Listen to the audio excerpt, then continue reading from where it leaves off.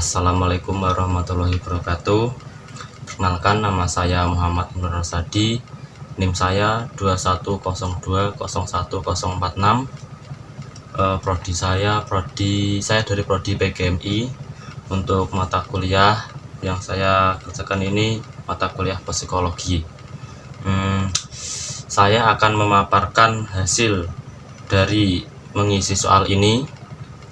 Langsung saja saya bacakan jawabannya, tidak saya bacakan soalnya ya. Yang pertama yaitu dari nomor 1, faktor keluarga. Keluarga memiliki peran penting dalam upaya mengembangkan kepribadian anak, terutama kedua orang tuanya, khususnya ayah dan ibunya. Anak dianggap relatif mempunyai kelekatan dengan ibunya sampai kurang lebih 6 tahun. Baru sesudahnya anak akan mengadakan ikatan dengan orang lain.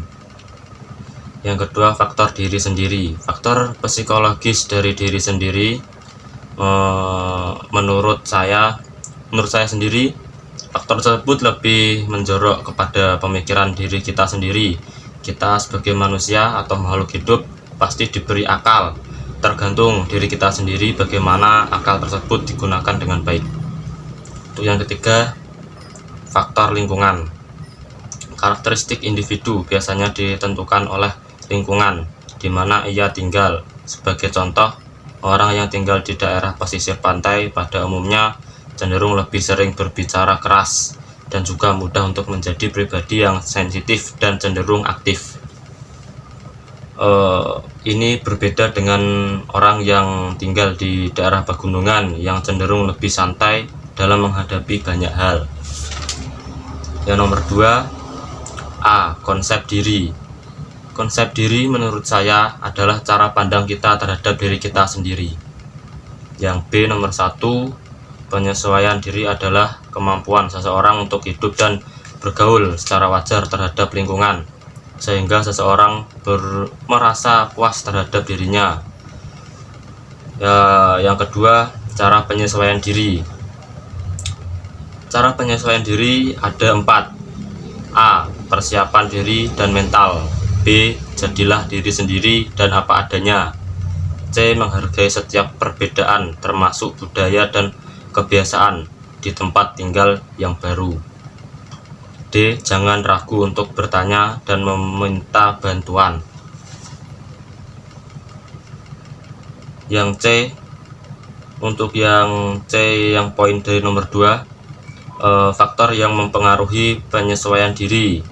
Faktor yang mempengaruhi penyesuaian diri ada 4 juga, yaitu nomor 1, keadaan fisik. Nomor 2, perkembangan dan kematangan. Nomor 3, keadaan psikologis. Nomor 4, keadaan lingkungan. D, karakteristik penyesuaian diri dibagi 2. 1, penyesuaian diri secara positif. Poinnya ada 5 untuk penyesuaian diri secara positif. A, tidak menunjukkan adanya ketegangan emosional. B, tidak menunjukkan adanya frustasi pribadi. C, memiliki pertimbangan rasional. D, menghargai pengalaman. E, bersikap realistik dan objektif. Yang poin kedua, penyesuaian diri secara negatif.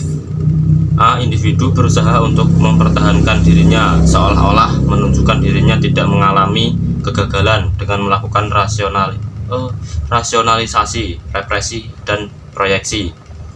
B, individu menyerang untuk menutupi kesalahan dan tidak mau menyadari kegagalan, yang tampak dalam perilaku selalu membenarkan diri sendiri, berkuasa dalam setiap situasi, dan keras kepala dalam perbuatan.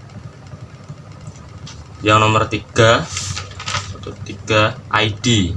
ID adalah hal yang mendasari personalitas seseorang. ID dapat dipresentasikan sebagai dasar alamiah. Ego. Yang B, ego. Ego adalah usaha dengan kenyataan atau realita, berusaha memiliki keinginan dengan cara yang dapat diterima secara sosial. Yang C, superego.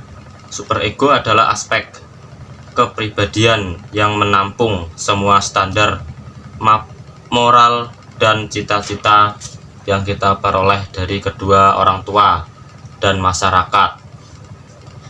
Contohnya ID, yaitu makan, minum, mandi, dan lain-lain. Kan dia kebutuhan dasar ya kan.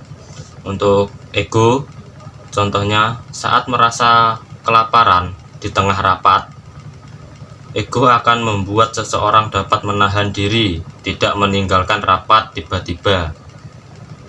Untuk contoh superego, seseorang telah memiliki keinginan mencuri kamera milik temannya. Namun, ia sadar bahwa mencuri itu kegiatan yang salah. Meskipun ia telah mempunyai kesempatan itu sendiri, tetapi dia tidak melakukan pencurian meskipun ada kesempatan tersebut. Untuk yang terakhir nomor 4, yaitu ada A.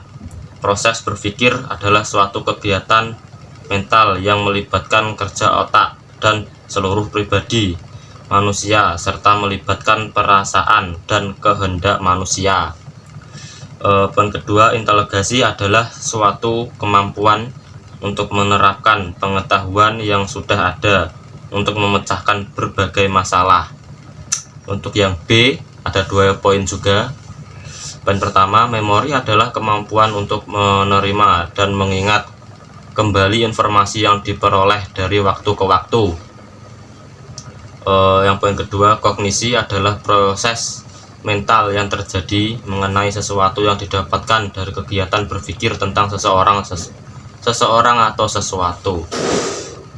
Saya kira hanya itu jawaban saya.